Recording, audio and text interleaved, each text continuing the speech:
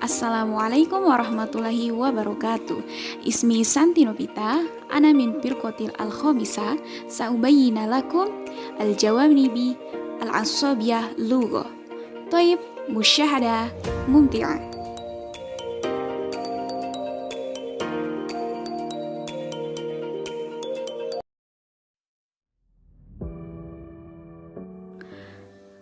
Thayyib, lanjut kepada pembahasan aspek neurologis bahasa. Neurologis berasal dari kata neuro dan logos. Neuro yang berarti syaraf dan logos yang berarti ilmu. Jadi, dapat kita simpulkan, neurologis adalah cabang ilmu atau disiplin ilmu yang mengkaji tentang sistem syaraf manusia, terutama pada syaraf otak manusia. Dan cabang ilmu ini juga disebut dengan neurolinguistik, yaitu mengkaji hubungan antara otak dan bahasa. Struktur dan perkembangan otak manusia. Di dalam otak manusia terdapat 3 bagian utama otak. Yang pertama yakni otak besar atau cerebrum, kemudian otak kecil atau cerebellum, dan batang otak atau brainstem. Ada posisi struktur otak yang menghasilkan sebuah bahasa pada otak besar, dan di bagian otak besar ini ada yang namanya korteks cerebral yang terlibat langsung dalam pemrosesan bahasa. Korteks cerebral tampak seperti gumpalan-gumpalan berwarna putih dan merupakan bagian terbesar dalam sistem otak manusia. Bagian ini mengatur atau mengelola kognitif pada manusia, dan salah satunya adalah sebuah bahasa tersebut. Teks cerebral terbagi menjadi 2 bagian, yaitu hemisfer kanan atau otak kanan dan hemisfer kiri atau otak kiri.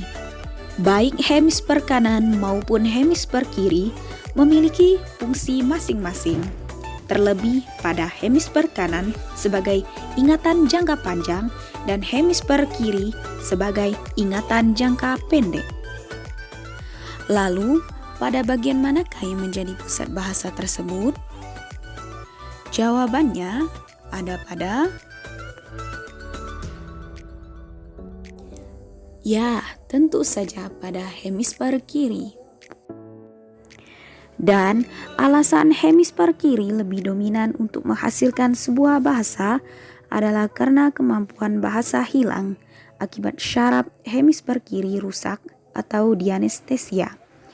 Untuk lebih lanjutnya akan dibahas pada fungsi kebahasaan otak.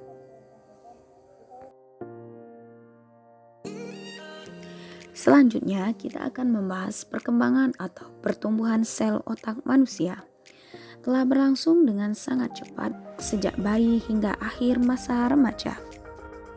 Menurut Paul, tahun 1987, perkembangan atau pertumbuhan otak manusia terdiri atas 6 tahap, yaitu pembentukan tabung neural, propilerasi selular, perpindahan selular, diferensiasi selular, kemudian perkembangan akson dan dendrit, dan yang terakhir eliminasi selektif neuron, sinaps, dan sebagainya. Dan yang terakhir yakni fungsi kebahasaan otak. Penentuan dan pembuktian daerah-daerah tertentu dalam otak yang berkaitan dengan fungsi bicara, bahasa, dan fungsi-fungsi lain. Hasil penelitian tentang kerusakan otak oleh Broca dan Wernicke serta penelitian Penfold dan Robert mengarah pada kesimpulan bahwa hemisfer kiri dilibatkan dalam hubungannya dengan fungsi bahasa. Menurut Cranston pada tahun 1977 mengemukakan 5 alasan yang mendasari kesimpulan tersebut.